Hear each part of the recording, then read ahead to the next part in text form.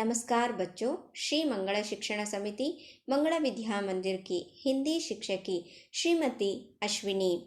बच्चों, इस चित्र को आप देखकर आपको क्या क्या लग रहा है, या इस चित्र में बच्चे क्या क्या कर रहे हैं? हाँ, बिल्कुल सही। कुछ बच्चे क्रिकेट खेल रहे हैं, कुछ बच्चे बैडमिंटन खेल रहे हैं, कुछ बच्चे हॉकी खेल रहे हैं। हाँ, इस तरह खेल खेल रहे हैं। तो बच्चों, आज हम उसी पाठ को पढ़ेंगे, अर्थात खेलो कूदो स्वस्थ रहो। कितना अच्छा है ना। तो खेलना कूदना सब बच्चे को बहुत बहुत बहुत ही अच्छा लगता है। तो यहाँ पर हम लोग उस पाठ के बारे में अध्ययन करेंगे। उससे पहले आप अपना पुस्तक निकालिए। निकाल दिया ना बच्चों पुस्तक?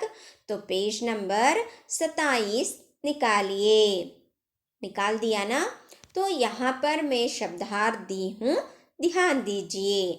पाठ का आशय इस प्रकार से है।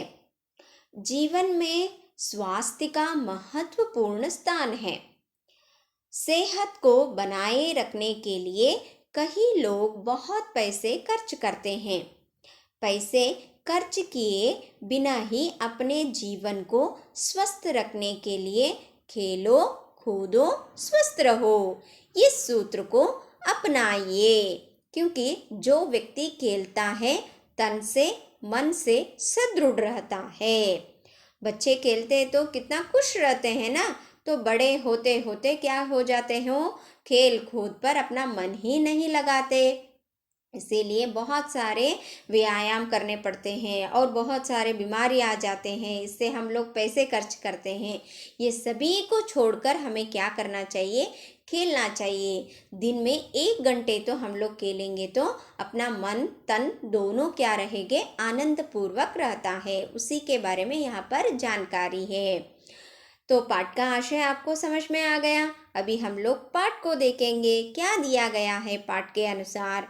यह चित्र में आपको क्या दिखाई दे रहा है? देखो, क्रिकेट खेल रहे हैं बच्चे, और हॉकी खेल रहे हैं, चेस खेल रहे हैं, और ये क्या है? कैरम खेल रहे हैं। इसी प्रकार खेल रहते हैं। देखो, खेलों की दुनिया में सदा आनंद और उल्लास का वातावरण रहता है। खेलते समय मुख में एक तरीके से एक प्रकार से हंसी आ जाती है और तन मन दोनों सुदृढ़ होकर खेलते रहते हैं।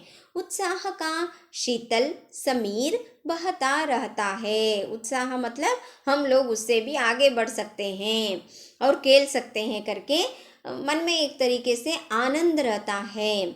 खेल से तन मन स्वस्थ होता है, मनोरंजन भी मिलता है। मनोरंजन अर्थात एंटरटेनमेंट भी हमें मिलता है, खुशी प्राप्त हो जाता है। खेल कई तरह के होते हैं। खेल कई प्रकार के होते हैं। साधारणतया उनके 2 भेद किए जाते हैं। साधारण हम लोग 2 प्रकार उनके भेद अर्थात प्रकार करते हैं, शारीरिक खेल और मानसिक खेल।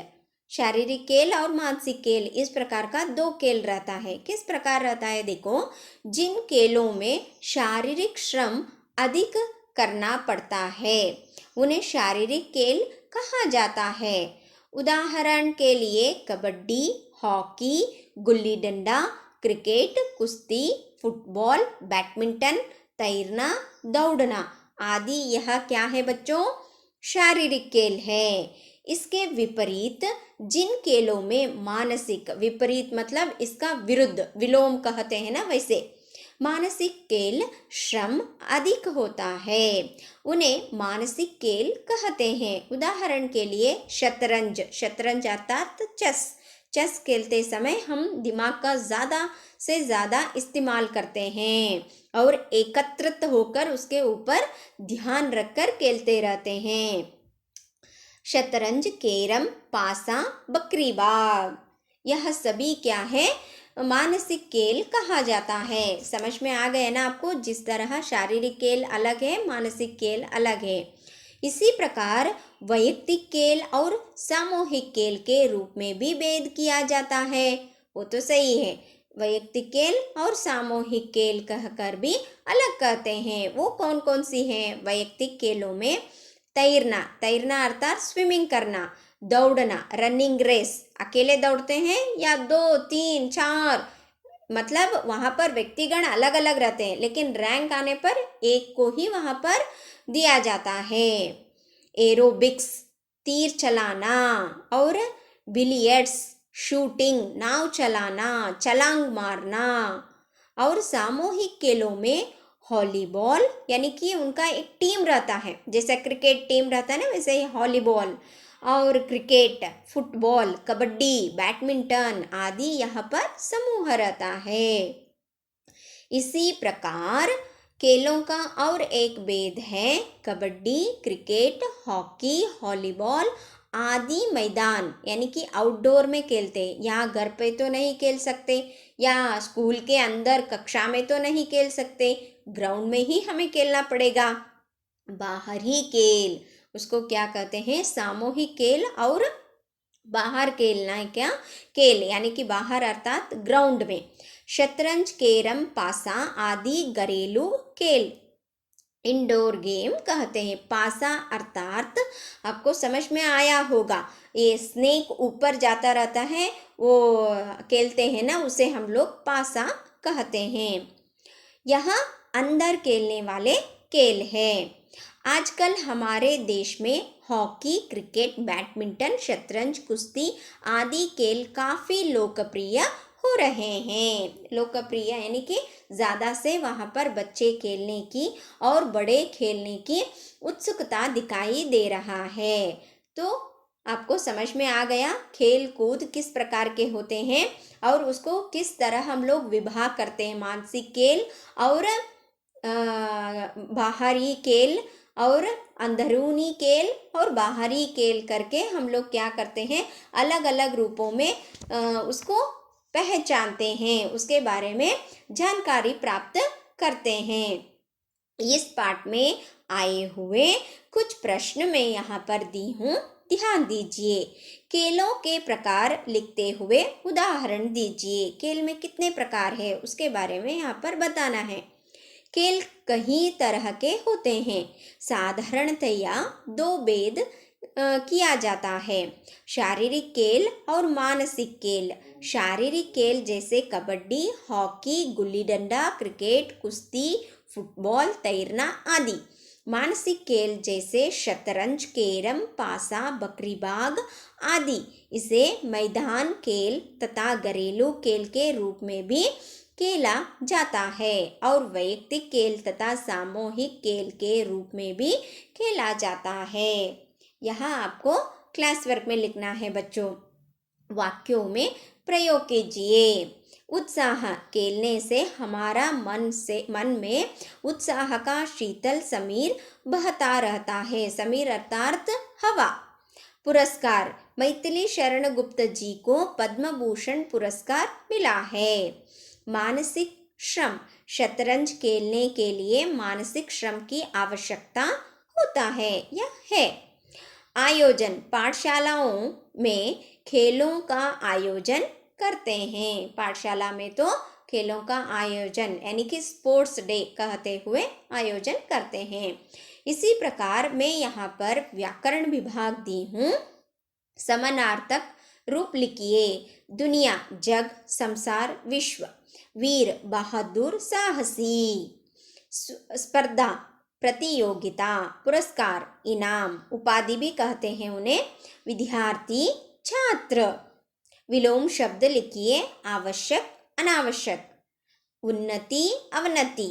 ज्ञान, अज्ञान। स्वस्थ, अस्वस्थ। इसी प्रकार मैं यहाँ पर आपको अगला वाला संधि दी हूँ, ध्यान दीजिए। जब ई, उ और रू के सामने स्वर्ण को छोड़कर दूसरे स्वर आते हैं तो क्रमशः य, व और र बनते हैं। अंत में आने वाले अक्षरों को हमें पकड़ना है। पकड़ना मतलब हाथ में नहीं पकड़ना है। य और व, र। किस तरह? उदाहरण बताती हूँ, देखो। यदि प्लस अपि, यद्यपि। यदि पूर्व पद का अंतिम अक्षर दी अर्थात ई आया। अपि उत्तर पद का पहला अक्षर अ आया। यह दोनों मिलकर अंत वाला जोड़े हुए अक्षर यद्यपि। वहां पर क्या आया? यद्य। यह वहां पर उपस्थित हो गया। देखो दूसरा लेंगे, मातृ आनंद, मात्रानंद। पूर्व पद का अंतिम अक्षर रु आया, उत्तर पद का पहला अक्षर आ गया, र आया। देवी आगमन, देवागमन, ई आ या। और सु प्लस आगत, स्वागत। मैम यहाँ पर एक ही क्या आया हुआ है? सु अक्षर आया हुआ। किस तरह आ जाता है करके चिंता मत कीजिए। क्या है? सु। सु के अंदर कौन सा वाला क्या है? अक्षर लुप्त हुआ है, स्वर लुप्त हुआ है, उ। तो उ आ व बन गया। अनु प्लस अवय, अन्वय। उ और अ व मिल गया। समझ में आ गया ना संधि? तो इसको आपको अगला वाला चार्ट बनाना है, अर्थात कार्यविधि बनाना है। तो इसी प्रकार मैं यहाँ पर आपको गृह कार्य भी दे रही हूँ। एक वाक्य में उत्तर लिखिए और वाक्यों में प्रयोग कीजिए। जो मैंने अभी आपको बताया, एक वाक्य में, 2-3 वाक्यों में, और संधि, व्याकरण विभाग, इन सबको क्लास वर्क में लिखना है और पाठ को एक बार ससर वाचन करना है। आज का विषय खेलो कूदो स्वस्थ रहो। यह पाठ आपको समझ में आ गया है करके मैं समझती हूँ। धन्यवाद।